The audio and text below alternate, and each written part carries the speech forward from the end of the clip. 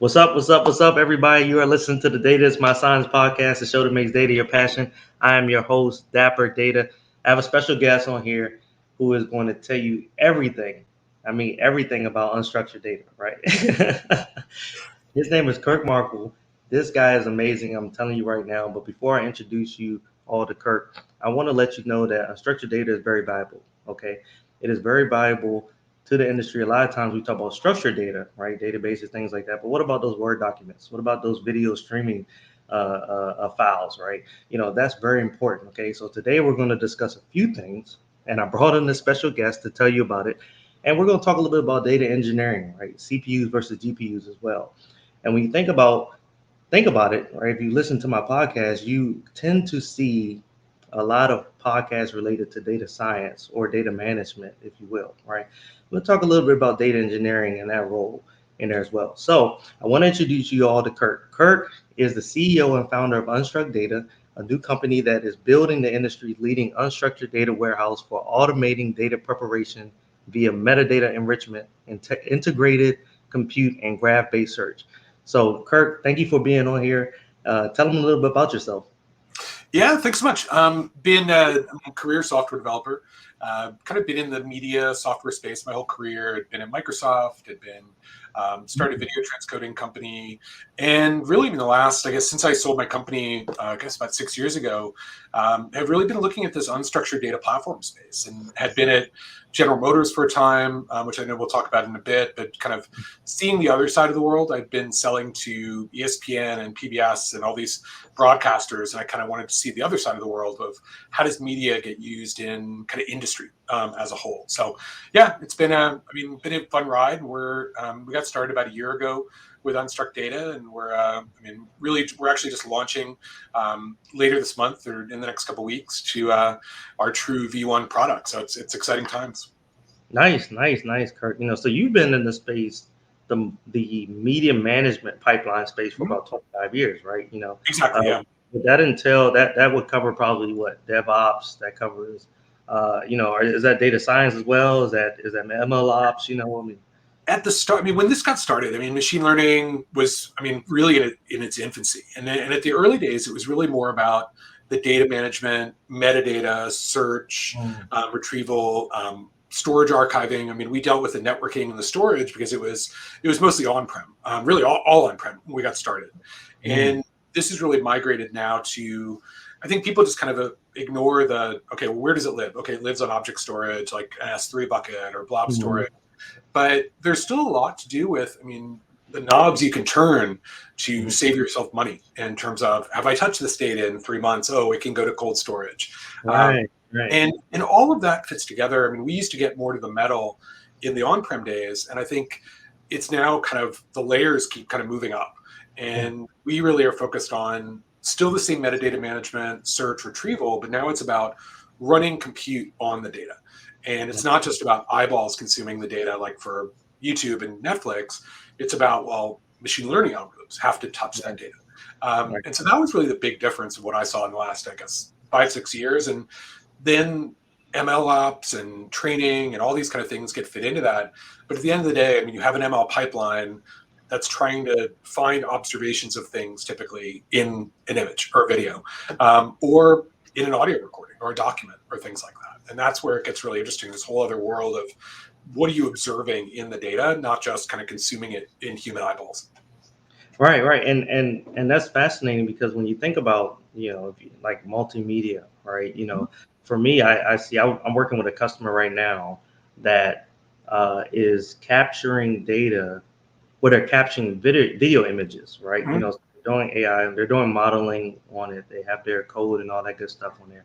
And they're capturing these video images from a camera, right? And the camera is processing things, but I didn't realize how much metadata comes exactly from time, right?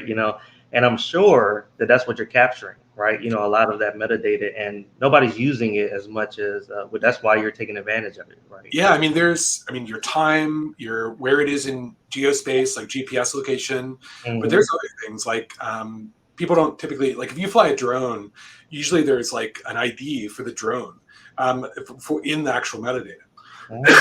Excuse me. And things like that, the lens information, Oh, how the actual all the camera parameters are snapshotted into every image. And mhm, so really it's a ton of data that we can then infer other things through. So we mhm, know, was this taken on a drone? Was it taken with a thermal camera? mhm. Um, I mean, and even using that for kind of geo-clustering and different things like that of kind of where are we finding things. So yeah, that's where it gets really interesting. I mean, we call that like the technical metadata. And Yeah. then there's kind of the semantic metadata we can gather Mhm, from analyzing the data, the actual data. mhm. But the file has a lot of metadata too. Okay, okay. So I want to talk a little bit about Unstruck Data, right? Mhm. This is an amazing company. I listened to the video. Definitely check out the video and check out the company. Unstruck. Is it unstruckdata.com? Just unstructured. Unstruck. Yeah, Yeah, yeah, yeah. Okay. UNSTRUK. .com. .com. All right, and Unstruck Data is an amazing company, right? I was able to do some research on it prior to our interview and listen to the video, and I got to see exactly what you're doing with it. And in my head, at first, I was thinking, okay, you're just tagging, some of the data, right? That's all it is, right? This is just tagging, but it's much more than that. Tell us a little bit about the company. Yeah, I mean, it really is aimed to be. I mean, originally one of the taglines we called it was like Google Photos for industry. Hmm. There's a lot of these tools out there where you put your data in, you upload it, and you can audit. It automatically finds things for you. I mean, Hmm. like Google Photos can find your friends, I mean, in different faces and cluster Yeah. things. But for the average user of data that say is at a port doing maintenance of their maintenance facility and they're uploading data from their phone, they don't have the same tools. They Mhm. can't find and identify the equipment that they're looking at every day, or problems like water pooling next to a conveyor belt or something like Right. that. Right. And what we realized is you kind of need this sense of consumer friendly tools that we all use for our own phone photos, but to Mhm. broaden across video, image, document reports, 3D data that's now being captured, and really just a broad swath of media management tools. But you also need to get that last mile of identification of what we call observations. And so it's like, okay, we can find things like buildings and people and kind of generic entities or objects in the data. Right. But if you want to find your specific things that you work with every day in your Mhm. facility, you have to build ML models for that. And it's the out of the box ones from Azure or AWS just aren't going to find your data, your Mhm. objects. And so we had a thesis where he said, look, I mean, we got to build up this really nice media management tool, kind of an analytics user interface that you saw in the video. You Mhm. can search and filter and do all these things. But it's those tags that are key. Because if you have 10,000 images that you're taking every week, it's too much work to go Mhm. through there and hand tag everything. And so we're not assuming people are going to do that. But what we're giving people the capability is to build what we're calling an auto tag. And it's basically give us 20, 25 examples, and then we will then go and build you a model with AutoML capabilities from Azure and deploy that model against your data. And so for the engineer, the sort of maintenance engineer or the aerial survey company or the land management, construction management company, they're not data scientists. They're not ML engineers. They don't even, they barely, I mean, they're not going to know what computer vision is necessarily. Mhm. But we wanted to make it as easy as possible to build and deploy a model to your data to find the things you care about. And then that all just works well in our whole discovery and data discovery system. Um, and then the long-term view is two things. It's do that not just for images, do it for audio and text and all that kind of stuff, where we can Right. find your terms in an audio recording or Is it based off of? Sorry to cut you off. Is it yeah, based off of what they have presented to you, right? That yeah, 25 things or more. exactly. These are key words, right? These are things that are saying, hey, look, when people are searching, they connect to, So is that what it's based off of? Exactly. And so for now, like I was doing a demo the other day of we have a bunch of drone imagery, and I was thinking, well, maybe it's a company that it was sort of a tongue-in-cheek one, but it was like a company that delivers porta potties to a park, and they want to go and make sure that hey, nobody's knocked them over, or maybe like they got stolen or something like that. And literally, you could build an auto tagging for a porta potty. just by giving 20, 25 examples from the data, and then we would just, as the data comes through from the drone flights, we could identify where they are. And then we could show those clustered positions of the porta potties on a map. And we could say, wait a minute, like at some point in time, there used to be 7 of them, and now there are 5 of them, or 2 of them moved. And so it was kind of a tongue-in-cheek demo, but it was like, that's the kind of concept where, I mean, to think of how hard that would be manually, you literally have to scrub through that data, write down GPS locations, like figure out all this stuff. But extrapolate that to, we talked to a land management group that was saying, okay, like homeless encampments in parks. And they were worried actually about them being too close to fire risks. And so the idea of first identifying where the encampments are, but then correlating that with fire risk data and saying, oh, they're too close to this area, and kind of overlaying layers of sort of clustered data. And those are some really interesting things we could do. It's not just about the data you're perceiving, but it's the data that correlated with other data sets, like weather, like data in a SQL database or things like that. And that's our long-term vision, is to start to be this knowledge hub built up from the unstructured data, but crossing the chasm to other forms of data that are out there as well. Man, that is amazing. So how do you manage all the data in one place, right? Is it object store? Is like something like the S3 object store that you have there? Is just a bunch of data there, and then sorry, go ahead. Sorry. Oh no, sorry. I mean, the lowest level is, and so the videos and the audios, they're definitely on object storage. Okay. Think of it, there's like a metadata layer above that. And so the database, we don't store the raw data in the database. We just store essentially JSON. And so we're abstracting the metadata to essentially JSON, and we're using a true graph database. And that was one of the unique things is, this is something I'd worked on kind of I was working on a podcast discovery platform on the side a couple of years ago before I started this company, and was looking at taking like what we're speaking about now, identifying the entities of what are interesting things, and then kind of spidering it and putting together this sort of view on the podcast of all the things that might have been discussed. And so I had this idea of you could build a knowledge graph from that data. And essentially that's the technology that I took, that I started this company with. But it's really a layer of metadata and relationships. You can look at it that way, of we're extracting people, places, things, companies, terms, and creating all those edges. And that's the interesting part, is as you put more and more data into the system, you get more and more relationships. And that's where we can then start to cluster those relationships together. But all that lives, we're not touching the raw video at that point. We're only touching the data. And so search and retrieval is very quick. I mean, you're just talking right to a SQL or like we use Cosmos DB on Azure. So it's either a graph query or a SQL query, or we're using cognitive search, which is sort of like just a search index, which is very quick to query. And so we're getting, 20 milliseconds. Like Elasticsearch? It's very much like Elasticsearch, yeah. And so your query times are really fast because you're not querying the video in real time. You're just querying metadata index. And so it's a classic kind of caching problem. I mean, we're just essentially creating this index sort of cache of all the data, and then that's what we use during query time for everything. Man, you are killing it, Kirk. I tell you, man.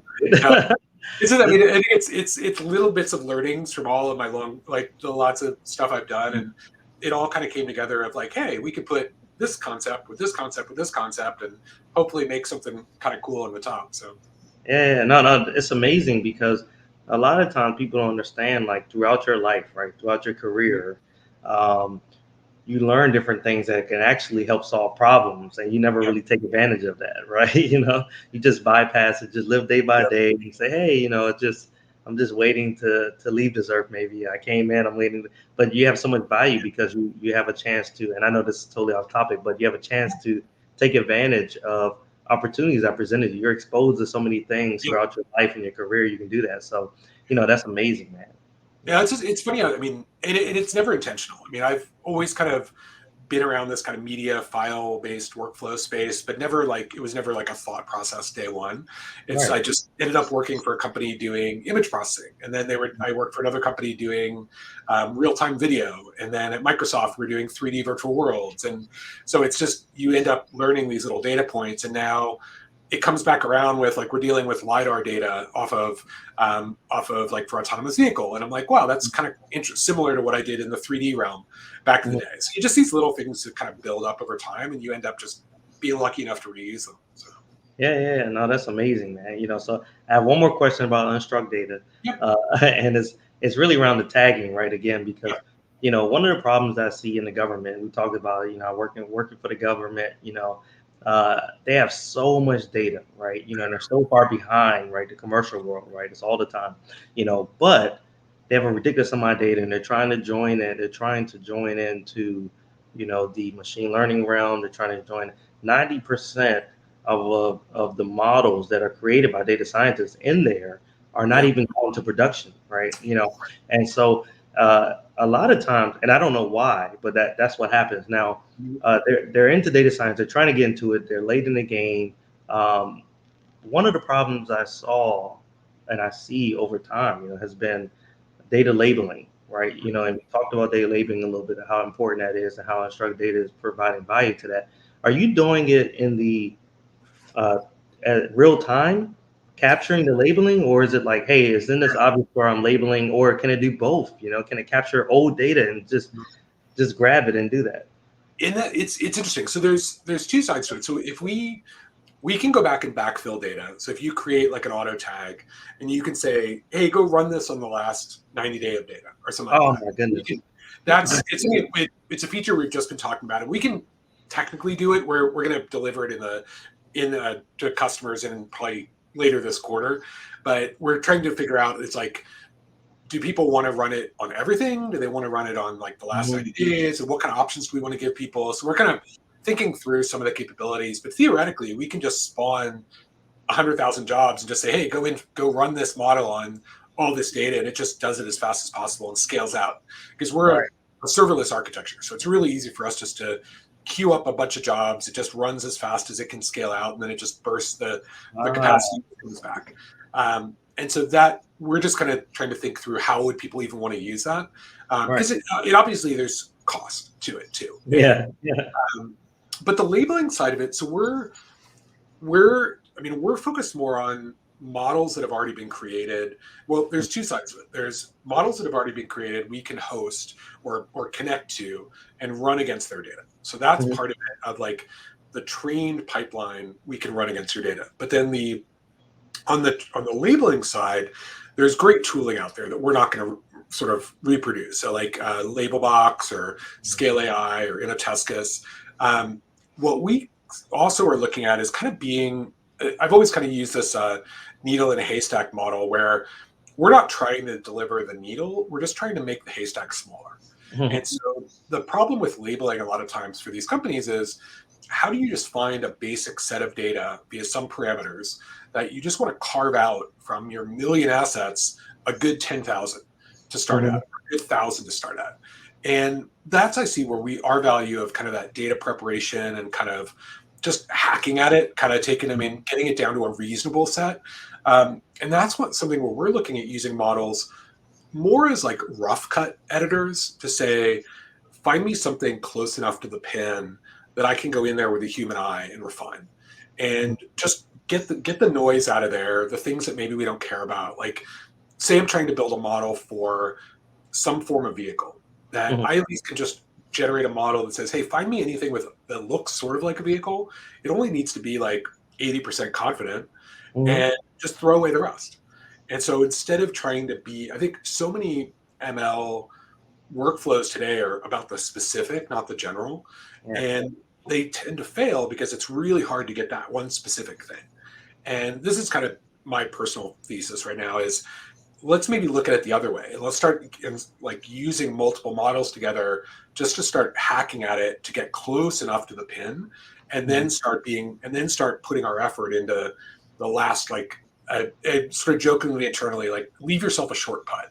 Like, that's Yeah. kind of where we've been saying internally of, we could hopefully get the customer close enough that they can do the work themselves to have a shortcut. Yeah.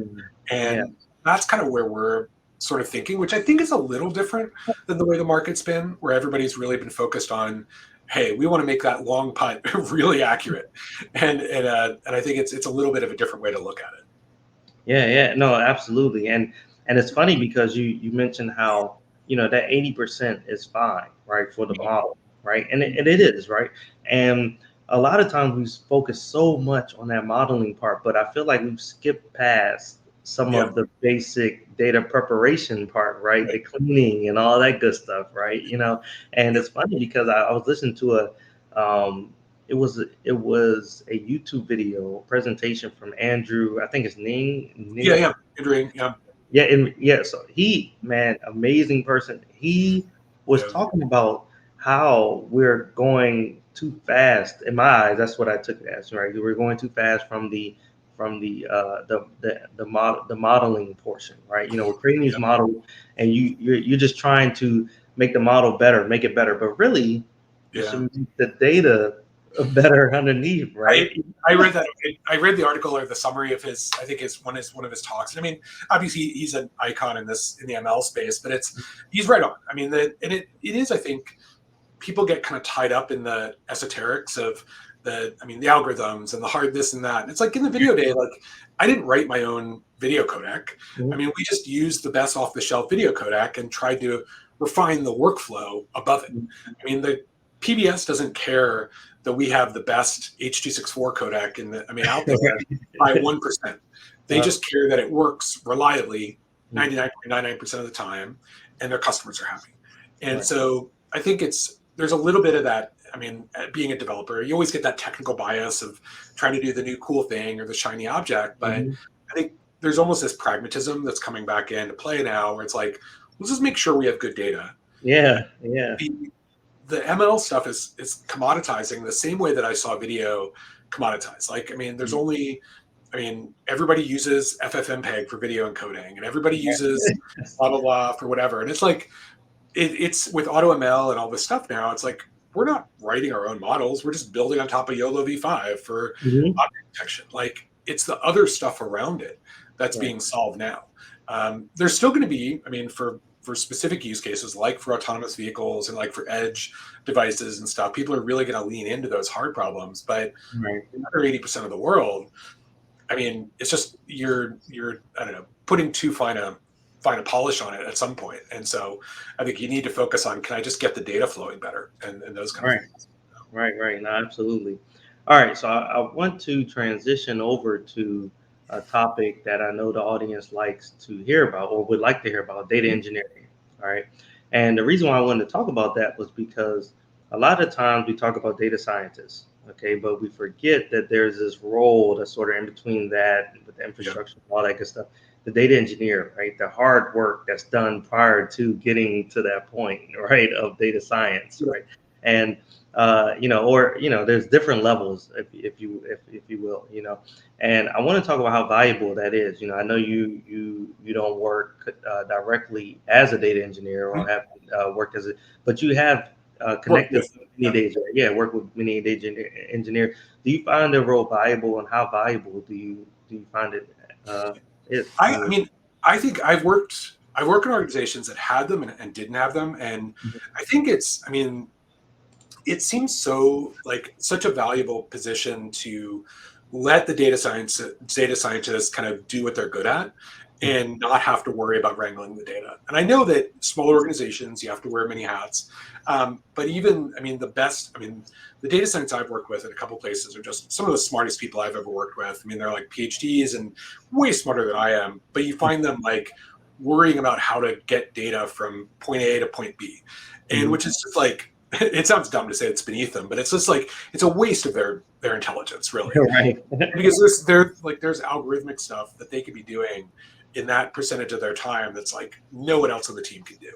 And Mhm. so I think and not to say I mean, other people that couldn't do it, but it's let people sort of do what they're best at. And if there's just, I mean, even if it's data engineers setting up automated pipelines that are reproducible and you just kind of set and forget and they just work, it just lets people stay in their zone more. Yeah, And I stay in think, your lane, man. yeah, I mean, that's the biggest reason I see is I mean, there's so many good tools out there now, and people are, I mean, and even that's kind of what we're trying to do here at Unstruct is, look, I mean, just put data into us, set and forget. I mean, let us ingest, let us extract, and then we can, I mean, you can use the data that we give you back in many ways. And I think in normal data engineering pipelines, it's the same thing. Like, just get your good data at the end of the day by setting these rules, and that's where things. I mean, there's, I mean, so many good companies that are popping up now to do all those pieces of the pipeline. But yeah, I think it's a really valuable role, and I think I mean, a lot of what we're seeing now in data science is commoditizing a bit. That I think the data engineer role is probably going to become more and more apt because there's more Mm. data that there maybe is innovation in some of these ways, and I think, I think it'll flip around. I think the balance kind of will probably go back and forth. That as we hit a steady state, when getting data into the system becomes easier, we're probably going to go back and there's going to be more innovation, more in some other areas. Yeah, so I see, when talking about data engineering, right, and how valuable it is. So I work a lot with data engineers when it comes down. We provide a lot of the infrastructure at Mm. NetApp, right? And then Yeah, we have data engineers that are helping out with the infrastructure for the analysis portion. They're doing the designing, the building, testing, integrating, managing, right? The data management portion. They're involved in that heavily and optimize. They almost have to know, I feel like, more about the above and the below yeah, than anybody else, right? They're in between. They have to know how everything kind of connects and plays together. And one of the questions I always had was, or at recently, even with the company I'm at NetApp, and it's been, hey, will a data engineer role ever become automated, right? yeah, And talking to you, it seems like I don't think that's possible, right? But 3% of the yeah. audience that was, I did a poll a while ago and it said 3%. There's a 3% chance of automation for a data Oh, engineer, right? I So mean, but it comes back to, but I think you kind of reference it is data modeling. Like yeah, who, I mean, it kind of goes back to the classic role of, I mean, DBAs and data, like in the back in the days of like, okay, like who owns that of how all the pieces fit together? mhm, And so I think it's, if the data engineer is really owning that, or is there someone else owning that, or kind of mhm. seeing the big picture? And I think a lot of it is someone needs to. I mean, someone needs to Body. know, Yeah. because I think those are where the problems happen. Like, and I listen to a lot of data podcasts too, and they're always talking about somebody upstream changes a schema and doesn't see how that affects people downstream. And it's a Mhm, classic problem, but it's like, whose responsibility is that?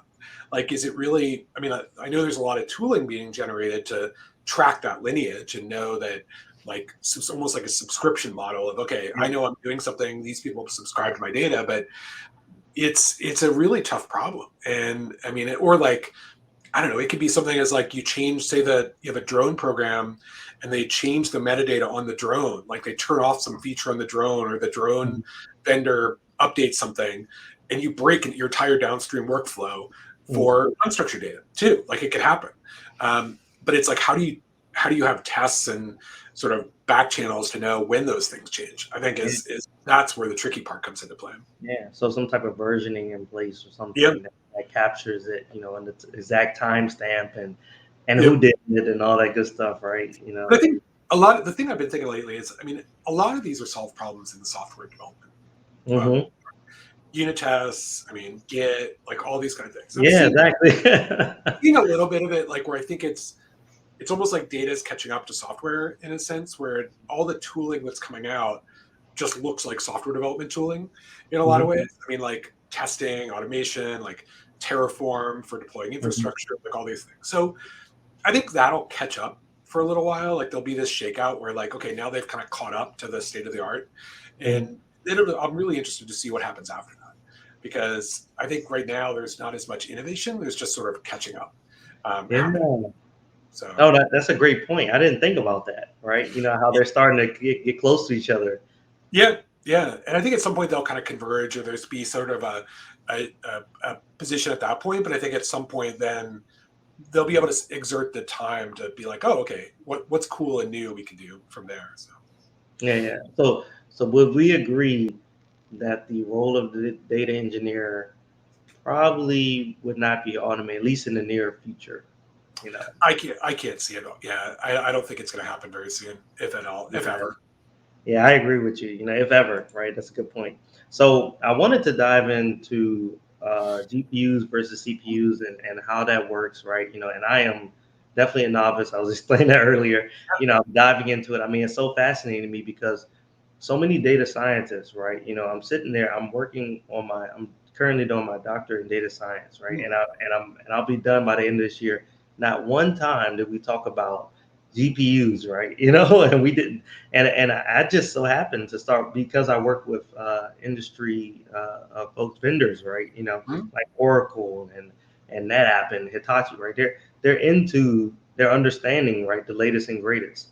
And so they understand that GPUs are playing a powerful part when you talk about, you know, the loading of the data, the modeling, right? The, you know, all the computational stuff that has to happen, right? You know, the process. And so I always wonder, is it very valuable for a data scientist to understand how GPUs work, right? You know, Hmm. what's your thoughts on that? I think it's interesting. Like, and you had mentioned with CUDA before, it's like, um, I mean, there gets to be a point where there starts to be packages that are built and this kind of layering of software that, like, how much do I need to care about, like, how big my cache is on my CPU anymore? Hmm. Or like, what am I running on Intel or AMD?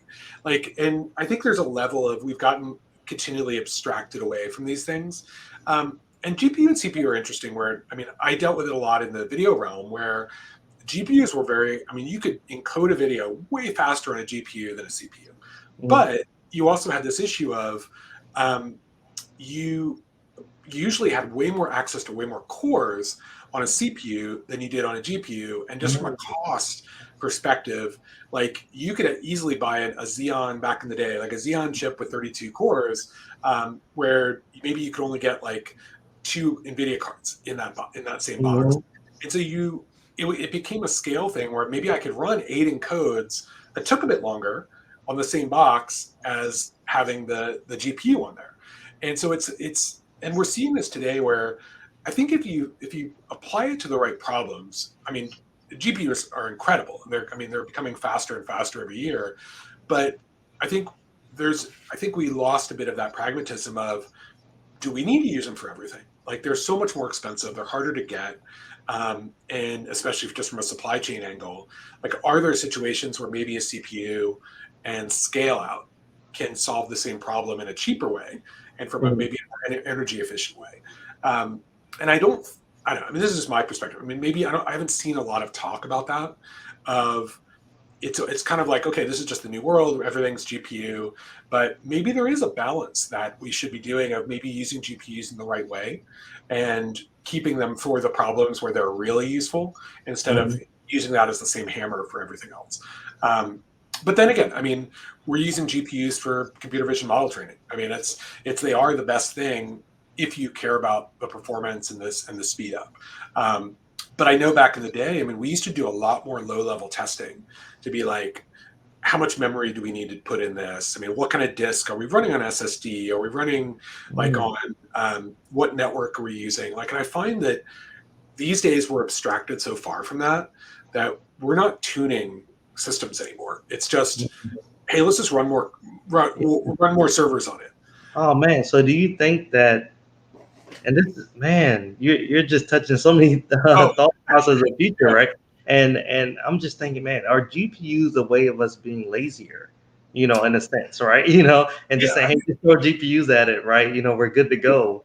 I think it's a common problem. I mean, I've seen people who are seeing like, oh, my algorithm's slow. Let me just run it on 10 more servers and it can scale Yeah. out. And I think there is a bit of a laziness or just a get the job done, just kind of Mhm. I mean, that approach. But I think it's also a, hey, maybe that's okay because it solved our problem. We can move on to the next problem. Right. And I think it's just, I mean, being around the career as long as I have, I mean, I used to definitely care much more about the low level.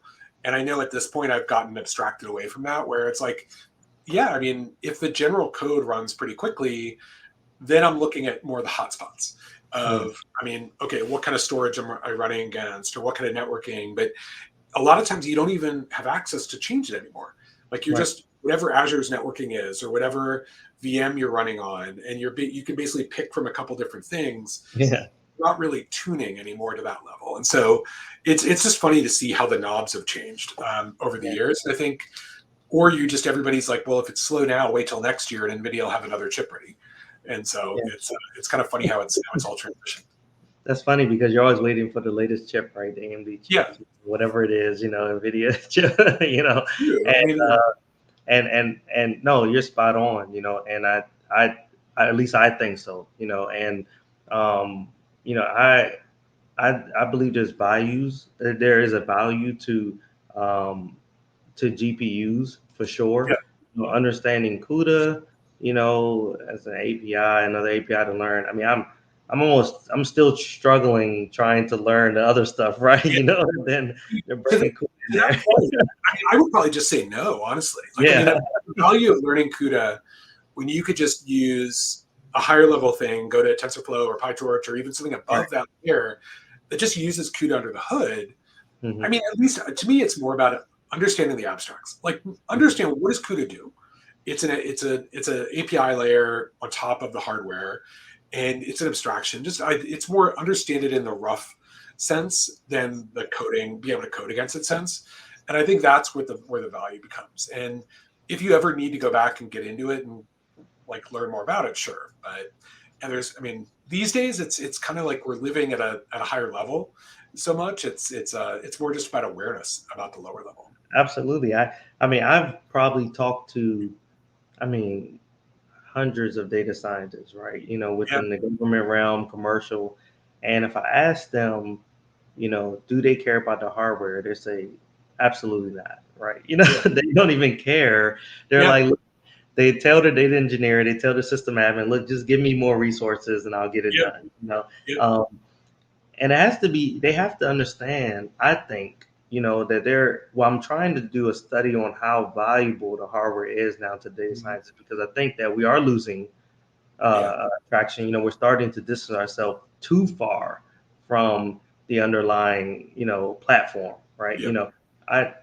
I, I enjoy understanding the underlying platform, right? When doing coding, right? It goes back to like C. If you ever worked at Oh C and yeah, stuff, you had oh to yeah, understand garbage collection. You had to, you yeah, had to do some memory you had to understand yeah. that stuff, right? And And it I think, made I mean, so much sense. performance testing is fun. I mean, I actually really enjoyed getting in and squeezing out that extra 1 or 2%. But I mean, and this is maybe, I don't know, it sounds like an old fogey thing, but it's like I just don't see anybody doing that anymore. I mean, Yeah, it just even I mean, it's you just kind of get it working and you move on, or you throw more hardware at it.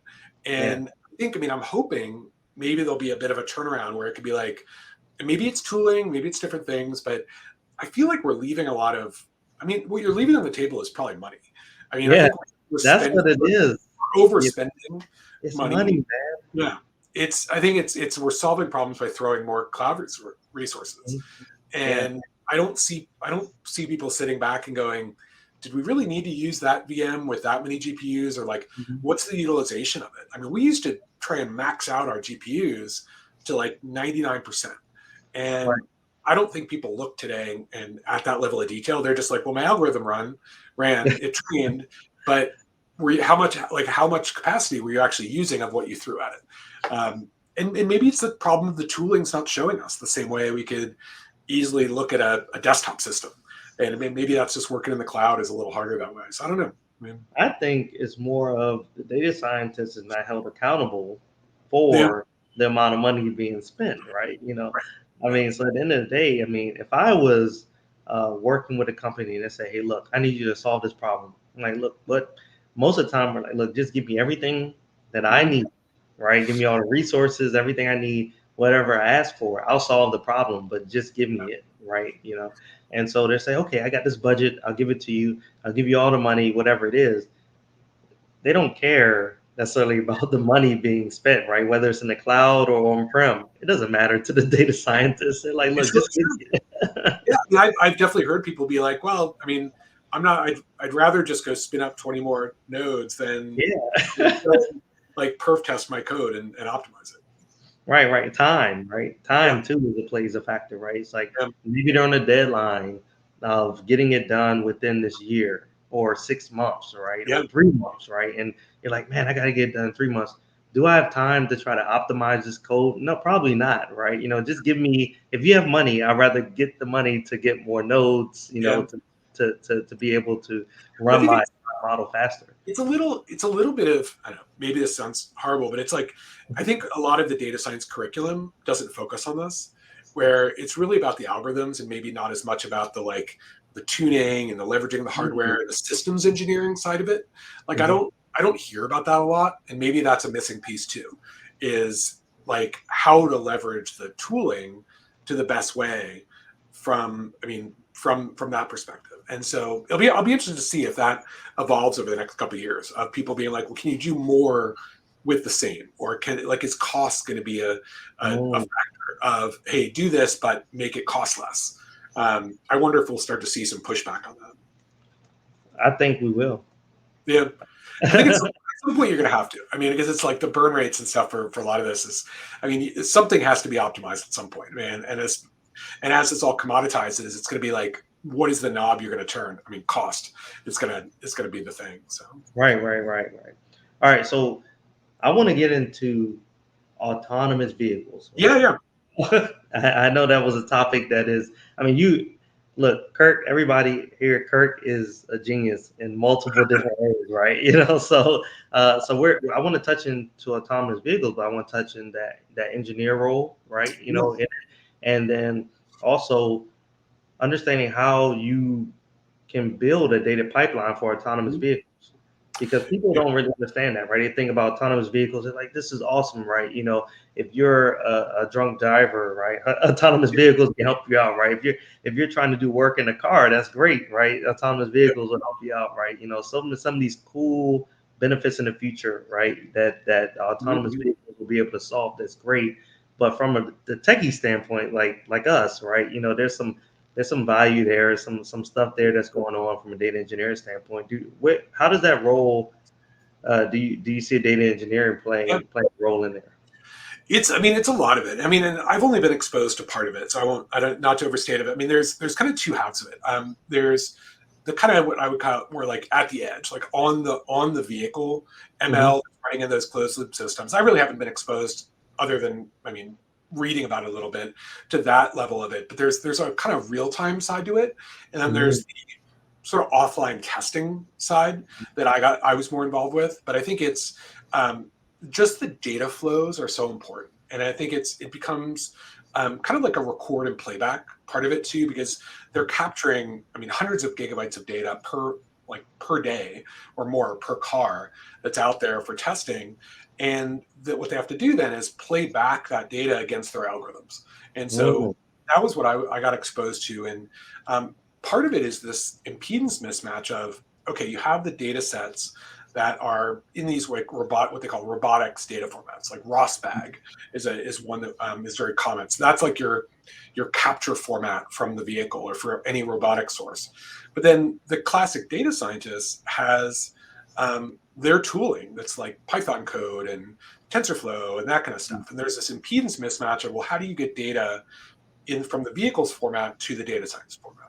And that was really the role of the data engineering or the data pipeline, let's just say. Hmm.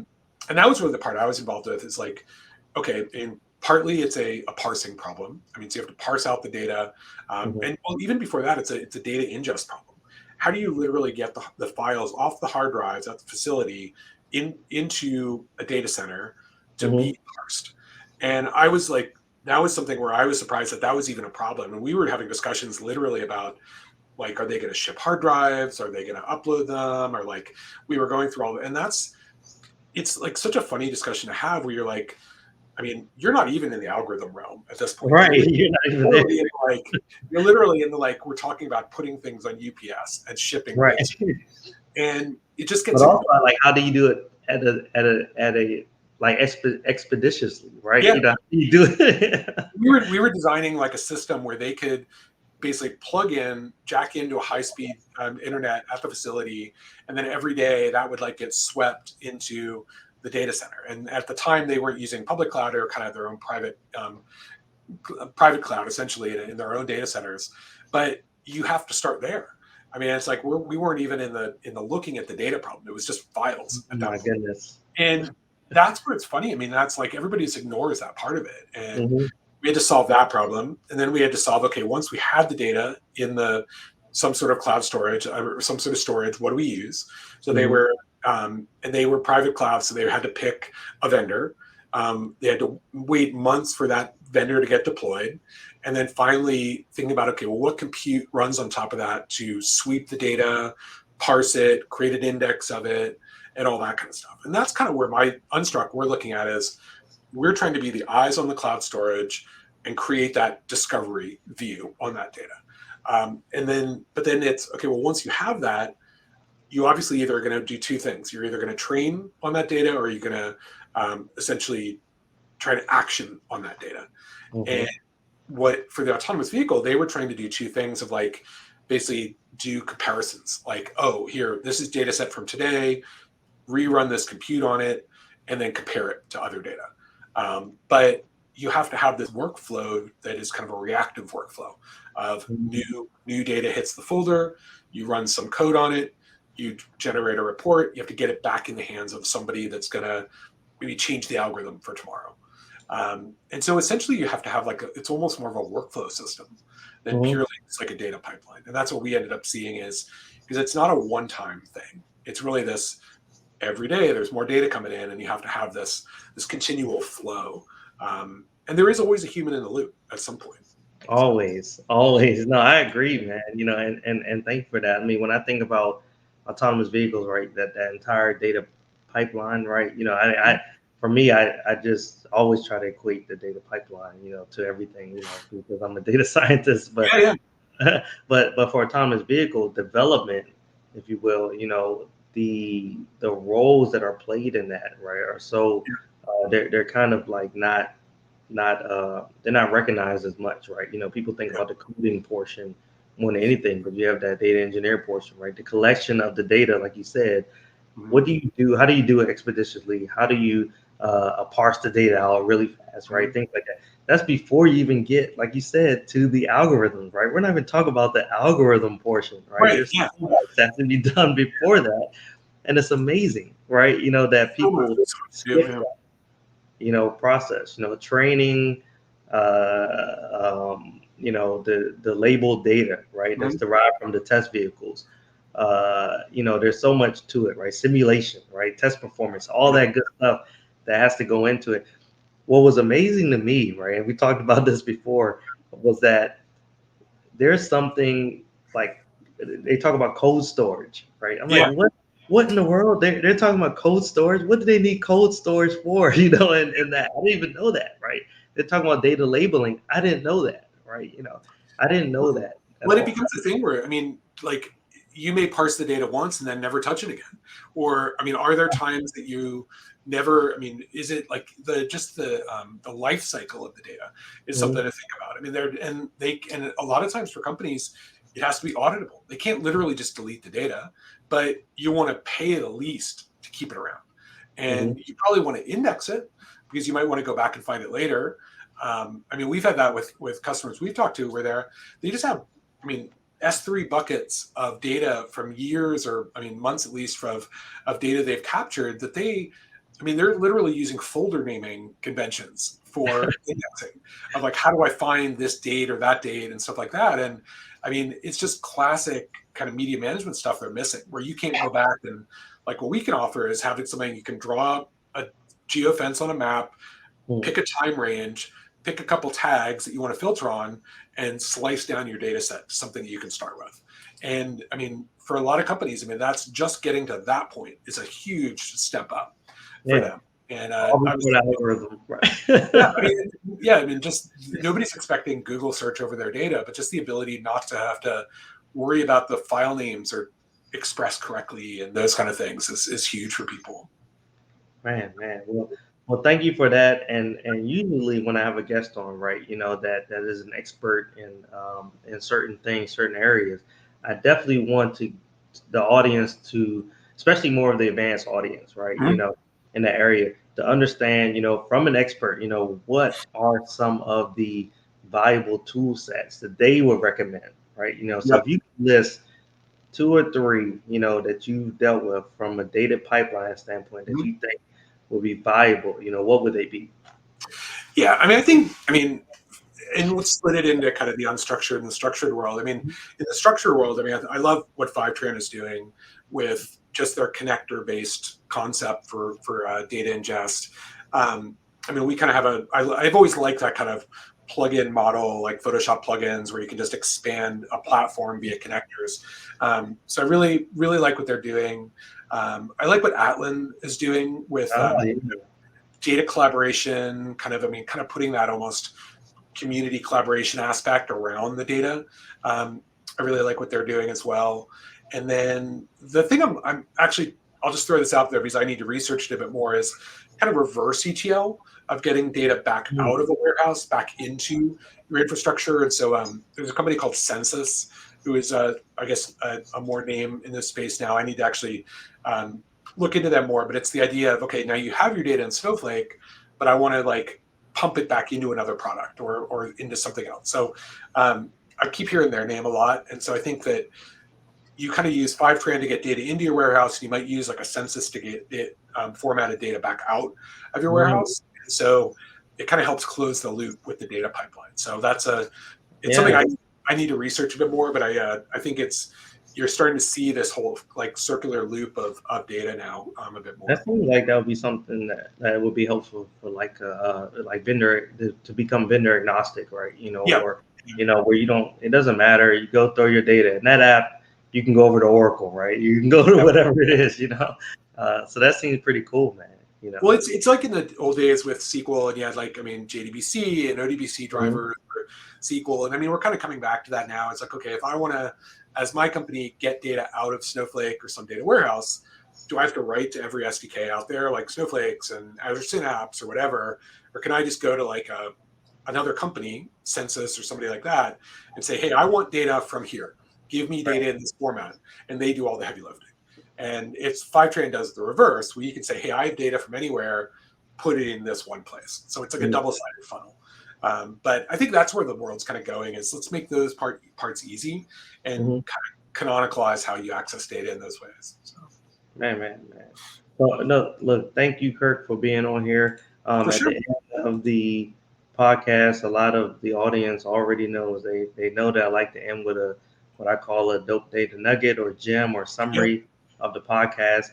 And from what I've learned, based off our conversation, is that there are many roles, right, Mhm. that are involved in the entire everything from ingestion to visualization, Yeah. right? And we really should not downplay any of the roles, in my Yeah. eye, because you have the data engineer, right? Is just as valuable as the data scientist, right? Who's just as valuable as that system engineer, who's just as valuable as whoever it is that's in that whole data transformation or data management process, right? The entire life cycle of the data is important. Every role is important. So let's not forget and let's not forget like the data scientists, right, and the machine learning engineers and all that stuff, right? Any role that you have in place is important. So, is there anything that you want to leave the audience with? I mean, I think that the big thing I would just say is, I mean, always think about, kind of be pragmatic about, I mean, the cost and the resources. Mm. It's not an endless bucket, I mean, to pull from, and I think it's something everybody tends to forget about. Is, I mean, it's just something to keep an eye on and think about. I mean, am I using these resources for the right reason? Is there a is can I mean, be aware of what do the cloud providers offer? I mean, they're always changing their options for what VM instances they offer, and there's always cheaper things. And so I think just be a little savvy about. You don't have to know CUDA, but you just be savvy enough about what hardware and cloud providers are stuff you're using, and I think Mhm. it'll pay off. I mean, you could maybe save your company a little money, or you'll be ahead of the curve in knowing here's the better new option. So I'd probably leave it with that. Yeah, no, that's a great point because I guess at the end of the day, like we talked about, data scientists are not cognizant of, they're not thinking about the money, right? They're the majority of them are not like, man, let me, figure out, how to maximize the value of what I'm doing, but minimize the costs, right? They're like, hey, look, let me just, look, if you give me money, I'm going to go at it, right? Which, hey, look, you cannot be mad at them because nobody's saying don't do that, right? you But do you know. think, like, I mean, you say 90% of the projects don't go to production. Is that because maybe they spent too much money and they ran out of money to go to get to the quality bar? Like, if they had cost less, would that have given them more time to run? Like, who knows? Yeah, who So knows? it's For them, in the yeah, government case, though, it's because you have these layers, right? And so it's about educating them on how valuable the layer is that the data yeah, scientist provided, right? So when they hand it over, if it doesn't fit into their visualization piece, because they're all about reporting, right? right, If it doesn't matter to them, if it cannot fit into how they report things or they don't understand it, they'll throw the valuable model away, right? It's so right, crazy how the government does it. But it will. I think it'll change over time. mhm, The more we educate, right? Patience is important. With this, I think with this whole everything's going so fast, and eventually it'll start to slow down, and people will start to mhm. have patience. Yep, Patience is important in every role that we talked about, right? it's true. It's true. you know. No, that's really true. So, okay, so let's have a little bit of fun. Okay, I All like to right. end it with some fun. The audience knows that I like to play a game called Overrated, Underrated. Okay, we're so technical, we are geeking out, right? We've been killing it right now, but we want to know some of the stuff that you do behind the geeky scenes, right? We want to have some fun with it. All right, so I got this. I always attribute to Gary V, motivational speaker that I follow. He did this game one day called Overrated, Underrated. I said, hey, look, data scientists, data engineers, people involved with data, we love it. I know you all love us, but you would like us to be a little bit more normal. We are normal, okay? We do think about some of the crazy things. So, Yeah. okay, the way I play the game, right, Kirk, is that I will give you a list of topics, and you get to choose whether it's overrated, underrated, or right where it needs to be. You can talk about it a little bit if you want to. If you don't, we're moving to the next thing. All right. Okay. Ready? So All right. Fireworks. having lived in LA for several years, and they basically would happen like before and after every holiday. I'd say they're overrated because my dogs hated them. So Yeah. I think they're overrated. I mean, being in the DC area, if I hear another firework, yeah, sometimes they do it it's not even appropriate, right? When they do yeah, it. I'm like, come on, man. It's not yeah, 4th of July. It's not what is exactly. I what is know. the reason behind it? So I yeah, could I could live I could live without them for the rest of my life. I think. So. right. And they do it around the times where you're trying to sleep, right? You know. Oh yeah, yeah. And your dogs just get so stressed out. So yeah, it's never fun. All right, washing your car. Oh, I'm a poor. Well, I got rid of my car this year, and I've just been Ubering, and because I'm working from home. So, Mhm. but before I was a very poor car washer. So I'd say it's overrated. Yeah, Yeah. I agree. I get tired of it, right? It is a good feeling to have, right? It's a temporary feeling, though. That's the yeah, problem. Right? yeah, It's so temporary, right? It could be as temporary as like 5 minutes, right? That you have, and you yeah, leave the car wash, and it's yeah. pollen everywhere, right? And we're pollen season is all over the place here. Oh yeah, yeah. When I had my car, I was in LA, and I'd go and there was a great car wash down the street. I'd go get it detailed, and it would look gorgeous. But then I had street parking, and so literally within a day, it would be a mess again. Yeah, And so it just was like, yeah, you get a really short term dopamine hit on that, and then it's just back to being like the same as it was the day before. yeah. I would rather revert to maybe alcohol as a temporary problem solver, Yeah, right? I know. you It's know. just one of those things. So All right, laser tag. laser tag. Uh, Oh my gosh. I have never played laser tag. Like, oh, come on, Kirk. it's one of these things. I played all kinds of other stuff, but like I've never actually played laser tag, I don't What think. about paintball? I've done I'm trying to remember. I didn't play paintball. I've done other stuff like that. Like I mean paintball, I don't know. I mean, I think they're like pretty appropriate. I mean, I've always Mhm. wanted to, but I mean, some of that stuff like that, I just never got a chance to do. I mean, I've done like, I don't know, go karting and all Oh those yeah. those similar things like that you do in those groups. But yeah, Uh-huh. never. I'd say it's probably You about like go karting? I love go karting. Yeah, Look, man, I enjoy go karting, and I'm pretty sure in LA they have some crazy go kart like areas. Yeah, yeah. I'm back up in Seattle now. I just moved back, and there's Oh, a K1 Speed. I think they have them around the country, but they're really good now. So yeah, I haven't done it, and I need to do that soon. So. yeah, yeah. It's the point where you just say, look, just throw me into the professional race car realm. I mean, that's how fast some of the cars go now. Yeah, You know. I once took a totally off topic. I once took one of those auto racing classes at Uh-huh. the racing facility in Sonoma, and you get Oh, to like ride an open wheel car for the day. That is the best thing ever. So if you ever have a oh chance, man, the adrenaline probably is yeah, is crazy. Oh that's man. even better than go karting. All right. Cowboy hats. Oh, I mean, with this head, I should say underrated. So uh, it's not really my jam, but I don't really have an opinion on him. So You in the know, right, like I lived in Austin for a while, and they were pretty normal. So I think everybody wears them in Austin. people. I mean, you do. I mean, you can buy them at the grocery store probably. So Uh-huh. All right. Drive through windows. I'm pretty antisocial probably when I'm out in the car. So I'd say they're right on. So I mean, drive-through windows are great. So. All right. Shaking hands. Um, That's interesting. I mean, I guess it's like the pre-COVID, post-COVID. Uh, Right. I was always just a normal handshaker before. I don't know what I'm going to go back to now. So Yeah, I yeah, think it'll be really interesting. I mean, it yeah, might just be a wave instead of like a fist bump or anything these days. So yeah. I mean, it is always awkward, right? You're going. It's like at what place when you go into the room, right? You got the yeah, person that goes in there first. They sit down, and then people are coming in. They're the person that probably can initiate whether it's, hey, I'm going to shake your hand or not. right, right, Then if the person goes up to you, if you don't, and this is all post COVID, right? Because right, it's too much right. to think about, right? It's It's all so these algorithms in there. It's like, there's so many new social norms that we got to figure out. So it's yeah, yeah. Somebody I should gotta do a deep learning algorithm on handshaking after yeah, COVID. I know. It needs a little like bird in your ear that tells you like, okay, handshake to this person, not this person. So. Yeah, yeah, yeah. And why, right? All right, butter. Oh, I love butter. Yeah, I think it's underrated.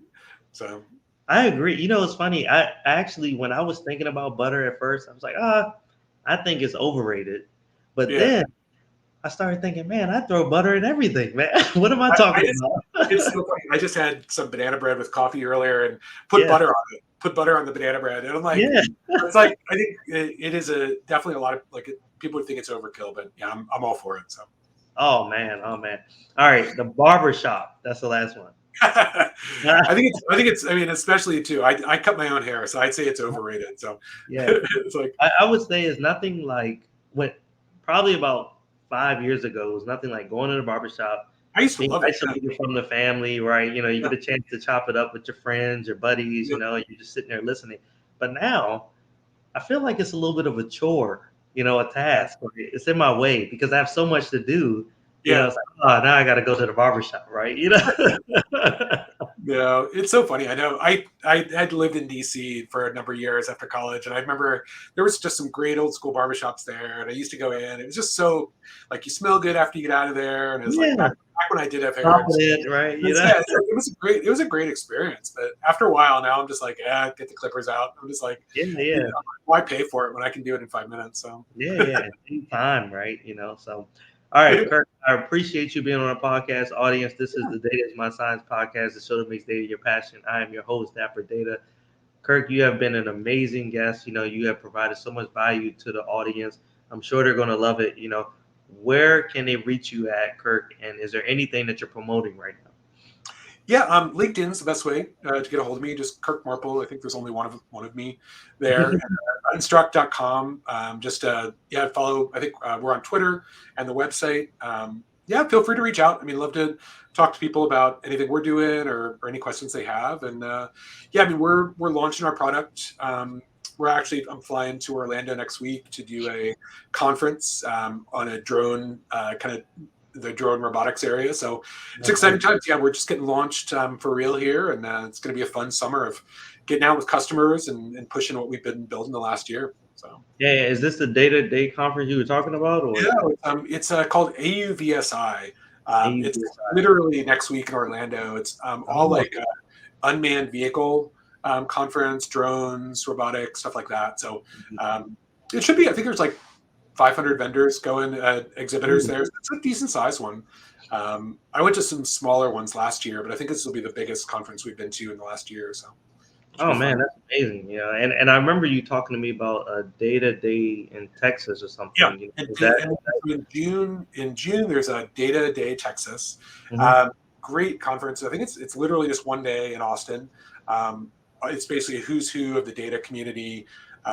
Really a great person, Lynn Bender. He puts it on, and yeah, we're sponsoring it, and I'm going to be talking there about unstructured data. So I love Austin too, so I'm happy to get back and be there for another day. Yeah, yeah. Well, thank you, Kirk. I appreciate it. Audience, you can reach me at www.mrdapperdata.com or any one of the social media sites. Just type in at Mr. Dapper Data. That's Twitter, LinkedIn, Instagram, you name it. I appreciate you all listening in, tuning in. This has been another great episode. Thanks a lot, Kirk. Again, and I love you, audience. Peace.